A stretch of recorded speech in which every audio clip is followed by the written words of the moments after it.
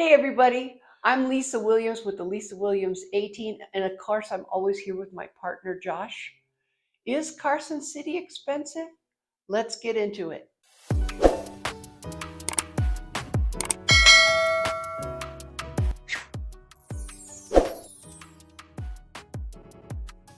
Hi there, I am Joshua Preu with the A team here, along with Lisa Williams. And yeah, Lisa just nailed it, right? Is Carson City expensive? And it really depends on where you're coming from. And of course, that leads to your perspective. If you're coming from the Bay Area, California, Carson City's cheap, no question about it. But if you're coming from somewhere in the Midwest, for instance, maybe a little bit more expensive living here. So it all depends on where you're coming from and the way you look at things. So we'll just kind of break it down. Median home price here in Carson City right now is about $525,000. So, of course, that's the middle of the ground.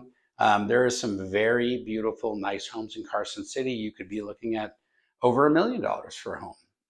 Of course, if you're low on a budget, you can find homes for as little as 400,000, maybe even sometimes a little cheaper than that. But that middle of the ground, going to be like that standard kind of 3 bedroom, 2 bath, 1,500 square foot home, right around that median home price mark. When it comes to rental prices, your average like 2 to 3 bedroom home, anywhere from 1,800 a month to, a pretty darn nice 3 bedroom, 2 bathroom home is going to be about $2,500 a month. So of course, the housing is the biggest cost here, but that's really the truth anywhere. So if we do go and compare to California, which we always end up doing, the majority of people coming to Carson City or Northern Nevada in general are coming from California, and a lot of it's from Northern California. Our prices are ridiculously cheaper than Bay Area prices. So we're talking about that median home price at 525. If we look at all of California, the median home price is about $750,000. But that's a lot of rural areas and stuff included on there. So if we just start focusing, let's just say on the Bay Area, like where I'm from in San Jose, that $525,000 3 bedroom, 2 bath could be as much as $1.5 million, maybe as much as $2 million in the Bay Area. So when you're comparing, moving to Carson City is a heck of a lot cheaper, especially if there's somebody that, bought their house in, let's say, the 1970s or 80s, and it's accrued its value and it's worth $2 million now, and you can move into the same exact house here in Carson City for $550,000. It's a no-brainer, right? You walk away with all that equity and still have a nice home to live here in Carson. Of course, rent is much cheaper here as well. I didn't do any statistics on actual rent in the Bay Area or Northern California in general, but I can only imagine it's got to be outrageous. Like your basic 3 bedroom, 2 bathroom home here at $2,500 a month, which is probably a really nice home, by the way. I can only imagine it's probably like $6,000 or $7,000 a month in San Jose. So ultimately the cost of living here when it comes to housing alone is a lot cheaper. Now, we are higher than the national average, 5 to 10% higher if we kind of spread it out over the entire country. So we are a little bit on the high side, but relatively inexpensive. Of course, we are cheaper than Reno. So if you're looking to come to the Reno, or sorry, the Northern Nevada area, once you get up to Reno, it's about 20 minutes north of us. That more metropolitan area, the pricing is going to go up a little bit. Of course, there's kind of suburbs or outskirts of Reno that are going to be a little less expensive.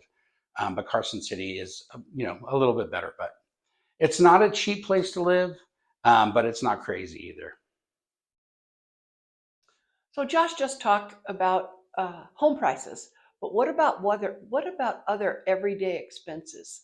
So gasoline is usually a little higher than the national average, maybe because of our proximity to California. Groceries are slightly above average. We notice it when we're shopping, but it's not extreme. Um, but my adult children, they have adjusted just a little bit how they shop, where they shop. They plan a little bit better, so we all notice it, but it's not uh, out of the ballpark. What about dining? Dining, it's about the same price to eat out here as it is in Reno. They have fancier restaurants that you can find in Reno, but it's pretty normal pricing here. We do have a little bit limited nightlife. People spend more time here on outdoor activities, but if you want that nightlife, we're 20 minutes from Reno. You can get tickets to go see a show or go to Reno and be a little wild or whatever floats your boat. This is a little bit slower town than that. We don't have that big city spending lifestyle here. A little bit quieter. But there's hidden savings everywhere you look, not just money. So, of course, money, no state income tax. That's a huge savings. Our property taxes are lower, significantly lower. But there's other types of benefits, right? So there's less traffic, less stress. Um, so there's less gas wasted. And we have more of an outdoor lifestyle. So a lot of those things are cheaper. Outdoor hobbies, hiking, swimming, skiing. Well, skiing is expensive, but there's a lot of really inexpensive pickleball, very inexpensive activities all around town to do in Carson City. Now, property taxes are low here, generally lower than most other states. And so when it comes to that specific thing, Carson City is not expensive. Of course, that's the state of Nevada, but we average about half of 1% is your property tax, right? So if you have a $500,000 home, that's about $2,500 a year. The way our taxes work here for property taxes, though, the newer the home, the more expensive it is. So it's kind of based on construction value. I'd have to explain all the little nuances there, but that's a good way to look at it. They will be higher if you buy a newer home. But that, again, is way lower than most other states. So huge savings for you there. And that keeps your monthly payments down. So if you had a mortgage and insurance already on something, property tax is also something you have to consider in your annual expenses or even monthly expenses. And it's quite a bit cheaper here than other places. Other things that are relatively normal, it depends on where you are. But here in Carson City or where I live in Gardnerville, our utility costs aren't that bad. And it all depends on how you make it work. So in the wintertime, I run the heater a lot. I don't have it cooking in my house, like 69 degrees, something like that. And I don't live in a big house. I kind of live in like what I was talking about, that kind of basic 3 bedroom, 2 bath. My house isn't super old, so it's pretty efficient. But in the wintertime, I spend probably about $150 a month on gas. I do have a little wood burning stove, and we use that a lot too, so that saves us a little bit. Well, when I use that a lot, that can save us a lot of money. We used to use it all the time, and lately it's a little bit more of a headache than than it is to just not worry about. But what happens for us is we have this lull in the springtime where it's pretty nice in the daytime, and then maybe get a little cooler at night. So maybe the heater kicks on like sometime in the middle of the night, and runs through the morning, and then it warms up again once that sun comes out. So we don't use the gas quite as much for our heater. And we'll go a couple, 2, 3 months until the summertime when we start using our air conditioning. And then, of course, our electric bill goes skyrocketing, and that usually ends up in July and August, about $150 a month at my house. The cool thing about that is, it depends on who you are, but we get really cool here at night in the summertime. And so our air conditioning doesn't kick on usually until the afternoon. And then we run it until 7 or 8 o'clock. And this is like on 90-degree days. But by 8 o'clock, it's down in the 60s already, or at least down to the low 70s, and we can open up all of our windows and doors and start getting cool air inside. And so we don't have to run the air conditioner around the clock here by any means at all. Like anywhere from like 1 o'clock in the afternoon to 8, so 6, 7 hours a day the air conditioning's on. There's a few days a year that we do have to run the air conditioning year round, around the clock. But it's not that bad. But so it's not shocking, but definitely something to factor in. So where can it feel kind of expensive?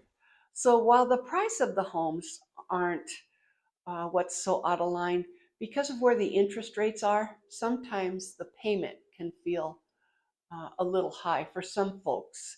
And we also have a little bit of limited inventory in certain price ranges. So that can be a challenge. And also, I mentioned earlier that healthcare can be a little more limited than in the big cities. So that can cause it, depending on what you're looking at, to be slightly more expensive for that as well. If you found any value in this or you like what we had to share, give us a call. Reach out to us. If you're thinking about making a move anytime soon in the next couple of years, it's just a conversation. So do reach out and like, comment, subscribe. Thank you.